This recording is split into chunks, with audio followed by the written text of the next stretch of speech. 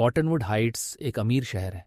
यह salt lake city के दक्षिण में वासाच पर्वतों की तलहटी में स्थित है। यहाँ की सड़कों पर पेड़ हैं, घर शानदार हैं और लोगों में एक समुदाय जैसा भाव है। ये उस तरह की जगह है जहाँ परिवार लंबे समय तक बस जाते हैं। बच्चे सुरक्षित गोलाकार सड़कों पर अपनी साइकिल चलाते हैं और पड़ोसी एक दूसरे के नाम जानते हैं। इस बाहर से बिल्कुल सही दिखने वाली जगह पर रहते थे जेनिफर ग्लेडिल और मैथ्यू जॉनसन। वे अपने 3 बच्चों, जिनकी उम्र 11, 7 और 5 साल थी, का पालन पोषण कर रहे थे। बाहर से ऐसा लगता था कि उनका जीवन परफेक्ट है। उनका घर 10 करोड़ रुपए से ज्यादा का था, जो उनकी सफलता को दर्शाता था। मैथ्यू 51 साल के थे। वह यूटाह नेशनल गार्ड की 19वीं स्पेशल फोर्सेस ग्रुप में एक ग्रीन बैरेट विशेष बल सैनिक थे। वह एक बहादुरी के पुरस्कार प्राप्त सैनिक थे। उन्होंने 10 साल से भी ज्यादा समय तक देश की सम्मान के साथ सेवा की थी। उनके साथ काम करने वाले सैनिक मैथ्यू को बहुत बुद्धिमान और भरोसेमंद याद करते हैं। वह आदमी थे जिसके पास आप हमेशा जवाबों के लिए जा सकते थे। वह उस तरह के सैनिक थे जो स्पेशल फोर्सेस के आदर्श वाक्य दोप्रेसो लिबर यानी दमितों को मुक्त करना पर चलते थे। मैथ्यू जॉनसन ग्लेड हिल दूसरों की सेवा करने वाले इंसान थे। उनके साथ काम करने वाले लोग उन्हें जानने को सम्मान समझते थे। उनकी पत्नी जेनिफर 42 साल की थी। वह एक वफादार मिलिट्री वाइफ और अच्छी मां लगती थी। मैथ्यू के दोस्तों के अनुसार वह अच्छी और घरेलू स्वभाव वाली थी। वह अपने जीवन से खुश नजर आती थी। वह अपने पति की सेना की नौकरी का समर्थन करती थी और अपने 3 बच्चों को पाल रही थी। परिवार मैथ्यू के आर्मी दोस्तों के साथ पार्टियों में जाता था। वे साथ में खाना खाते थे। वे छुट्टियां और उनकी पदोन्नति का जश्न मनाते थे।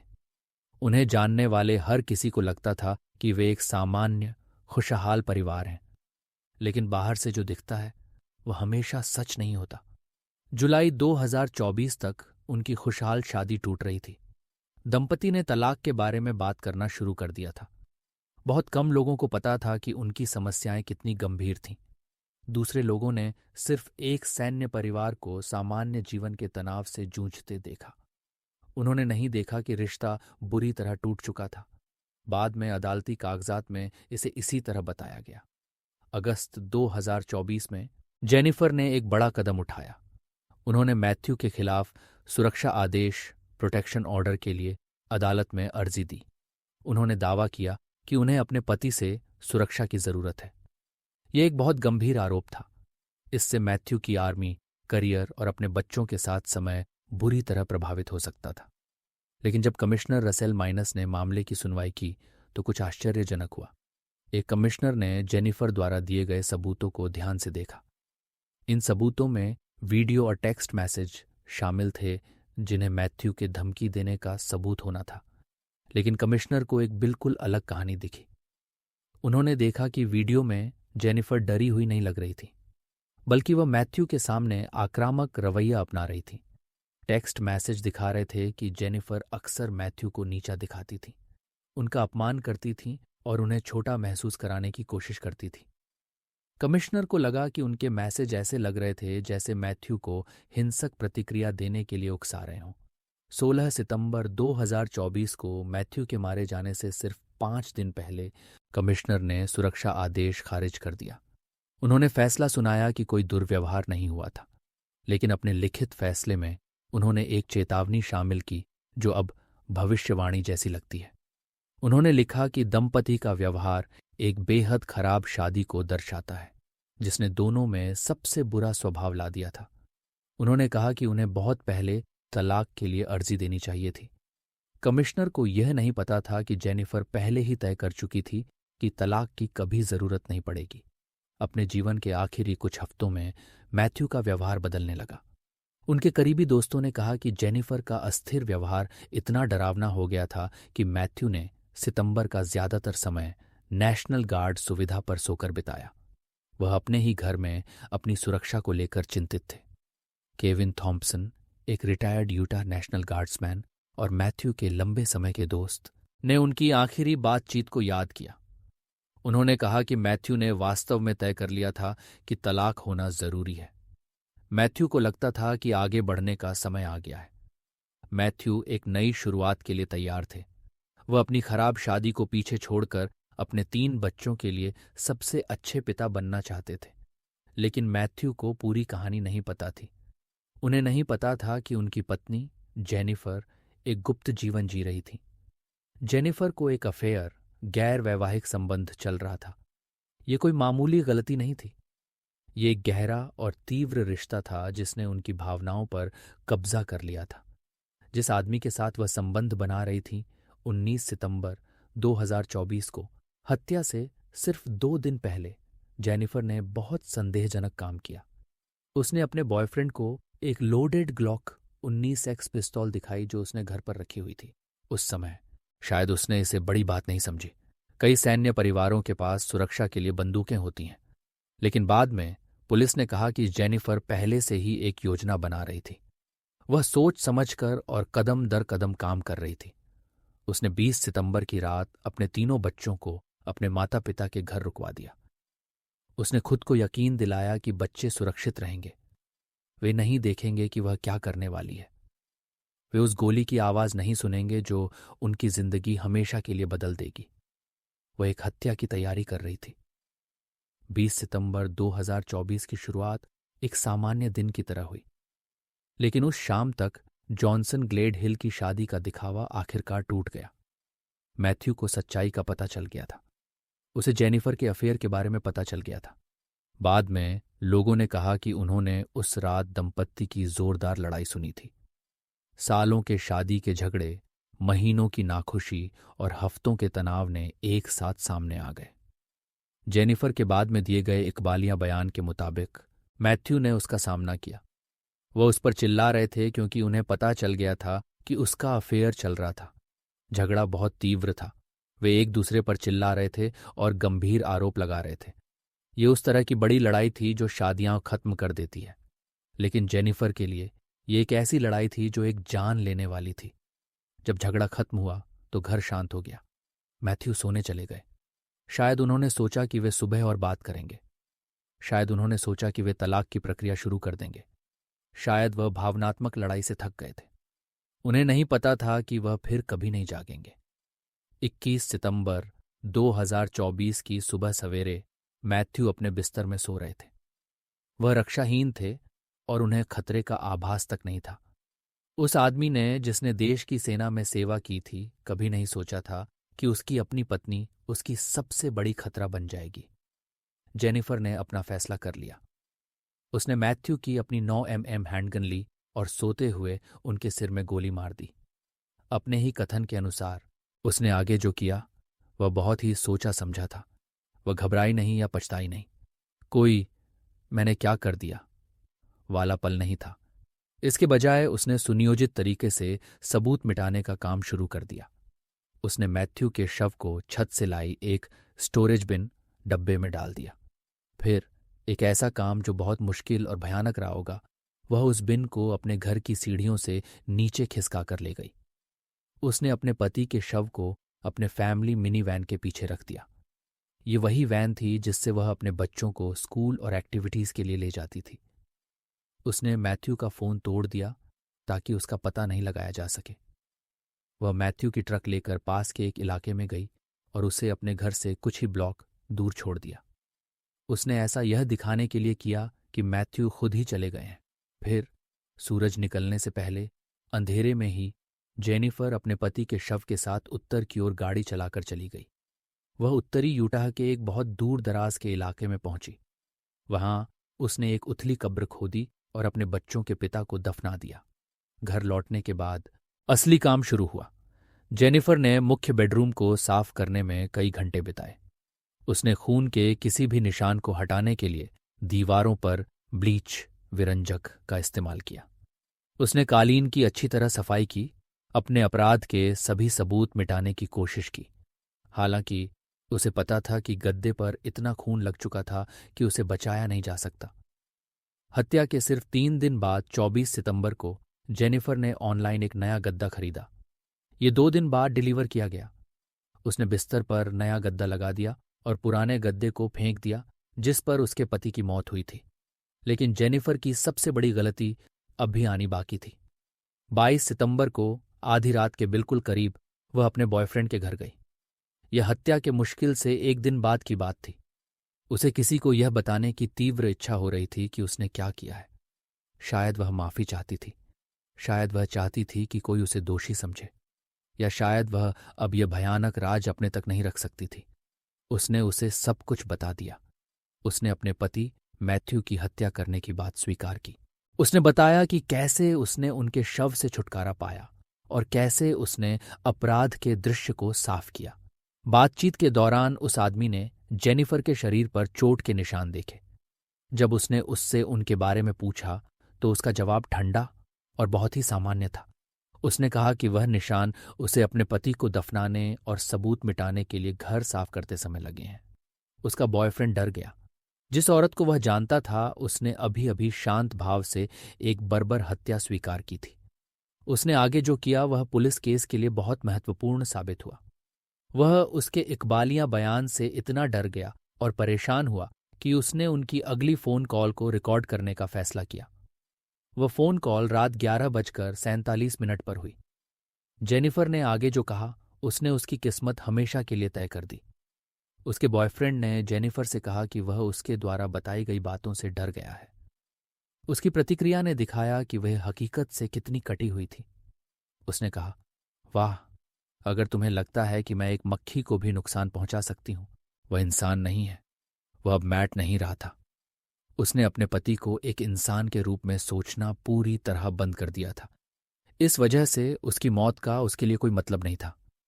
जिस आदमी से उसने शादी की थी वह उसके बच्चों का पिता था और एक सैनिक था जिसने देश की सम्मान के साथ सेवा की थी। लेकिन उसके दिमाग में वह अब एक इंसान नहीं थे। वह सिर्फ एक समस्या थे जिससे उसे छुटकारा पाना था। जेनिफर की डरावनी स्वीकारोक्ति जारी रही। उसके प्रेमी ने उससे पूछा कि क्या अगर वह उसे मारने की योजना बना रहा हो तो क्या वह डर जाएगी। जेनिफर का जवाब केस का सबसे डरावना सबूत बन गया। उसने कहा, नहीं, अगर मैं इसकी हकदार हूं। फिर उसने जोड़ा, मैं हमेशा कहती हूं कि मैं अपने पिछले जन्मों में हार्ट्स की रानी जैसी थी, क्योंकि मैं ऐसी हूं, उनके सिर कलम कर दो। उसने यह भी कहा, अगर हम धरती के बदमाशों को इकट्ठा करके एक द्वीप पर डाल सकें या बस उन सभी को मार सकें तो मैं इस देश को ठीक कर सकती हूं और इसे फिर से अच्छा बना सकती हूं। जेनिफर ने फिर अपने प्रेमी से कहा कि वह उसे एक राक्षस के रूप में न देखे। उसने उससे कहा कि वह उसे याद रखे जो वह इन बातों को कहने से पहले थी। यह बहुत ही विडंबनापूर्ण था। वह अपने बच्चों के पिता की सुनियोजित हत्या स्वीकार करने के ठीक बाद समझ मांग रही थी। इस बातचीत का समय बहुत महत्वपूर्ण था। यह फोन कॉल मैथ्यू के आधिकारिक तौर पर गायब होने की रिपोर्ट होने से पहले हुई थी। जेनिफर पहले से ही अपने पति के बारे में ऐसे बात कर रही थी जैसे वह हमेशा के लिए चला गया हो। भले ही किसी और को नहीं पता था कि मैथ्यू मर चुका है। उसके प्रेमी ने सबूत जुटाना शुरू कर दिया। उसने उनके टेक्स्ट मैसेज के स्क्रीनशॉट ली। उसने उनकी फोन कॉल रिकॉर्ड की। आखिरकार 2 अक्टूबर 2024 को वह पुलिस के पास उस जानकारी के साथ पहुंचा जो केस सुलझा देगी। इस बीच यूटाह नेशनल गार्ड ने 23 सितंबर को मैथ्यू की तलाश शुरू कर दी थी, क्योंकि वह ड्यूटी पर नहीं आए थे। ये उनके स्वभाव के बिल्कुल विपरीत था। वह 10 साल से भी ज्यादा की उत्कृष्ट सेवा वाले एक समर्पित सैनिक थे। उनके साथी ग्रीन बेरेट चिंतित थे और अपने दोस्त को ढूंढने के लिए चारों तरफ फोन करने लगे। 28 सितंबर तक, हत्या के पूरे एक हफ्ते बाद, जेनिफर ने आखिरकार पुलिस को बताया कि मैथ्यू गायब है। उसने उनसे कहा कि मैथ्यू ने कहा था कि वह एक हफ्ते के लिए बाहर जाएंगे और उसने उन्हें फोन न करने के लिए कहा था। एक सामान्य व्यक्ति के लिए यह स्पष्टीकरण समझ में आ सकता था, लेकिन पुलिस के लिए, जिन्हें जल्द ही सच्चाई का पता चल गया, ये एक ऐसा झूठ था जिसे उन्होंने सावधानीपूर्वक गढ़ा था। 28 सितंबर को कॉटनवुड हाइट्स की पुलिस को जेनिफर के घर की तलाशी लेने की अनुमति मिल गई। अंदर उन्होंने जो कुछ पाया वह जेनिफर द्वारा बताई जा रही कहानी से बिल्कुल अलग था। मुख्य बेडरूम में उन्होंने बिस्तर के नीचे कालीन पर एक बड़ा खूनी दाग पाया।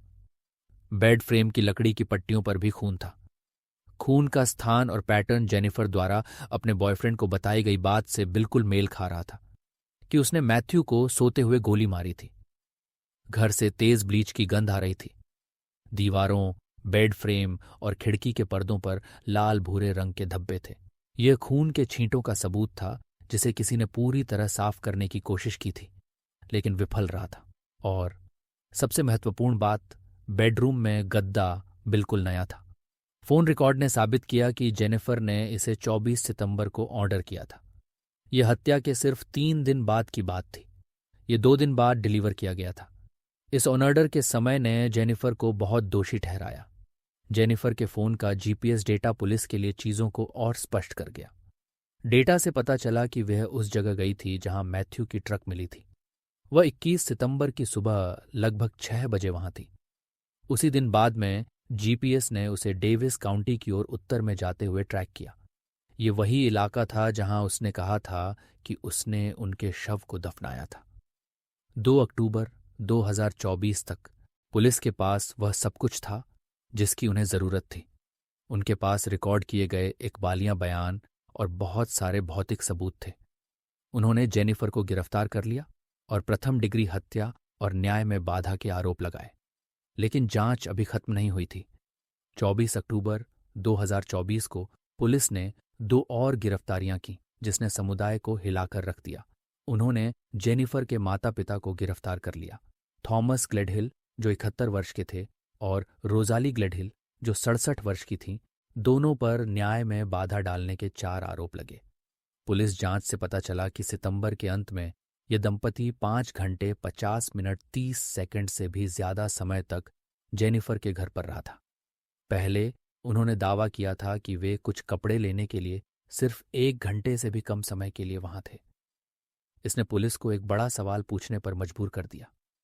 उन सभी घंटों के दौरान वे वास्तव में क्या कर रहे थे? जांचकर्ताओं ने पता लगाया कि रोजाली ने जेनिफर के लिए नया गद्दा खरीदा था। ये बहुत संदेहजनक लग रहा था। इसके अलावा सफाई के दौरान रोजाली ने दूर से अपना फोन रीसेट कर दिया। इसने उसके स्थान और उसकी गतिविधियों के सारे डेटा मिटा दिए। ये भौतिक छिपाव के साथ साथ एक डिजिटल छिपाव था। जब पुलिस ने थॉमस से मुख्य बेडरूम और सफाई के बारे में पूछा तो उन्होंने गलती से महत्वपूर्ण जानकारी दे दी। उन्होंने कहा, मैं अंदर नहीं गया जहां वारदात हुई थी। ऐसा कहकर उन्होंने दिखाया कि वह एक अपराध स्थल के बारे में जानते हैं, भले ही पुलिस ने अभी तक इसके बारे में जनता को नहीं बताया था। माता पिता के घर की तलाशी के दौरान पुलिस को एक ग्लॉक 19 एक्स गन बॉक्स मिला। ये जेनिफर के बेडरूम के पास एक प्लास्टिक के स्टोरेज कंटेनर के अंदर छुपाया गया था और इसे एक बच्चे के बॉडी सूट में लपेटा गया था। ये बंदूक 19 सितंबर को जेनिफर द्वारा अपने बॉयफ्रेंड को दिखाई गई बंदूक के विवरण से मेल खाती थी। उसने ठीक 2 दिन बाद उसी बंदूक से अपने पति की हत्या कर दी। जेनिफर द्वारा योजनाबद्ध परफेक्ट मर्डर पूरे परिवार की एक परियोजना बन रही थी। हालांकि उनके झूठ का जाल जल्दी ही उखड़ने लगा। जेनिफर के गिरफ्तार हुए कई महीने बीत चुके हैं, लेकिन मैथ्यू जॉनसन का शव अभी भी नहीं मिला है। इस सम्मानित सैनिक की खोज यूटाह के हाल के इतिहास की सबसे बड़ी खोज बन गई है। ये खोज कई काउंटी में फैल चुकी है, डेविस और वेबर काउंटी से लेकर यूटाह और इडाहो की सीमा के पास बॉक्स एल्डर काउंटी तक। 70 से अधिक लोगों ने खोज में मदद की है। इसमें पुलिस, स्वयंसेवक और मैथ्यू के खुद के सैन्य दोस्त शामिल हैं, जिन्होंने अपनी अलग खोज टीमें बनाई हैं। ये वे लोग हैं जिन्होंने मैथ्यू के साथ सेवा की, जो खतरनाक स्थितियों में उन पर निर्भर रहे और जो उन्हें अपना भाई मानते थे। अब वे खेतों, जंगलों और दूर दराज के इलाकों में अपने दोस्त को ढूंढ रहे हैं और उसे घर लाने की उम्मीद कर रहे हैं। हाल की अदालती सुनवाई में अभियोजकों ने एक नई खोज साझा की। उन्हें पानी में तैरता हुआ एक वाहन स्टोरेज कंटेनर मिला। परीक्षणों ने पुष्टि की कि कंटेनर के अंदर का खून मैथ्यू का था। इस नए सबूत ने जेनिफर को अपराध से जोड़ने में मदद की। हालांकि मैथ्यू का शव अभी भी नहीं मिला है। जांचकर्ता सभी सुझावों का पालन कर रहे हैं और उत्तरी यूटाह में अपनी खोज का विस्तार कर रहे हैं। वे मैथ्यू को ढूंढने और उन्हें उनके परिवार के पास वापस लाने की उम्मीद कर रहे हैं।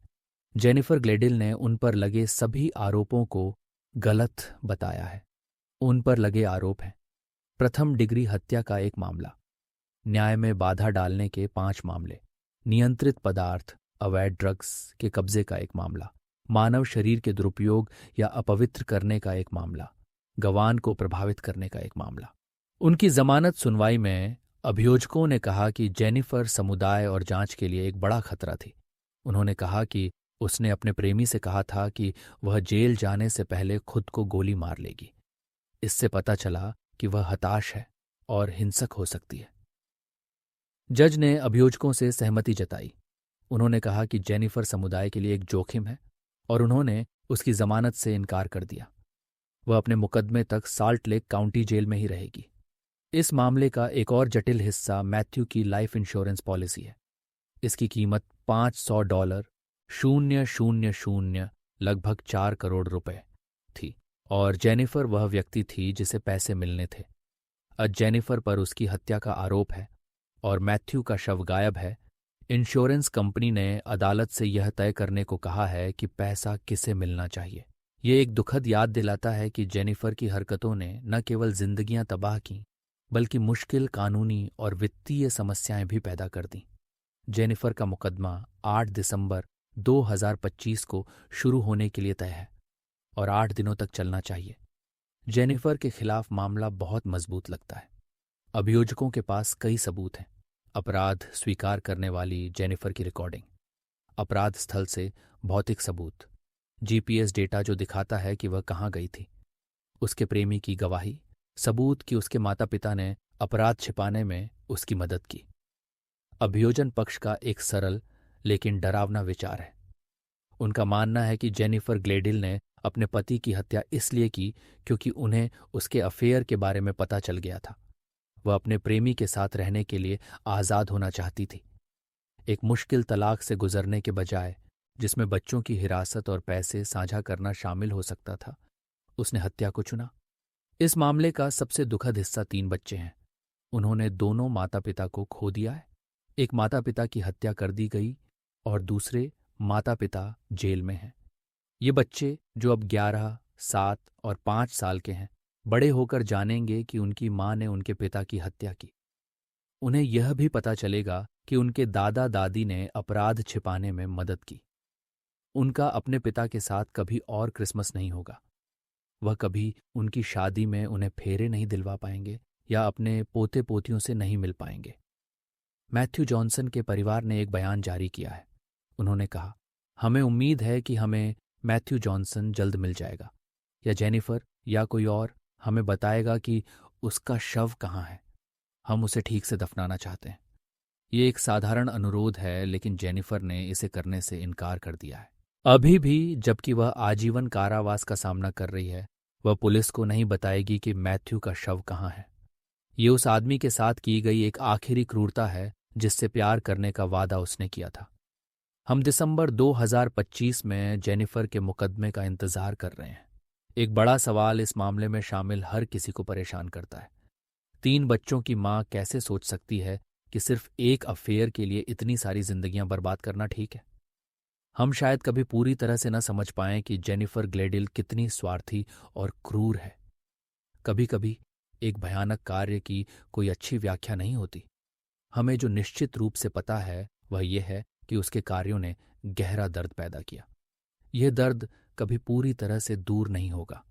कानूनी प्रणाली अपराध को दंडित कर सकती है, लेकिन यह सबसे महत्वपूर्ण तथ्य को नहीं बदलता।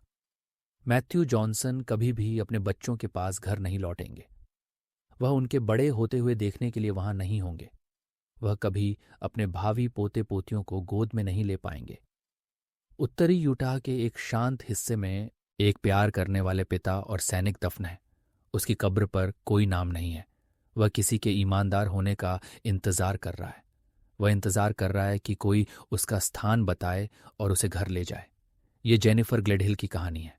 यह विश्वासघात और हत्या की एक कहानी है। अगर यह कहानी आपको छू गई हो तो इसे लाइक करें, कमेंट कर अपनी राय दें और चैनल को सब्सक्राइब करना न भूलें। आप क्या सोचते हैं? कमेंट में अपनी राय लिखिए।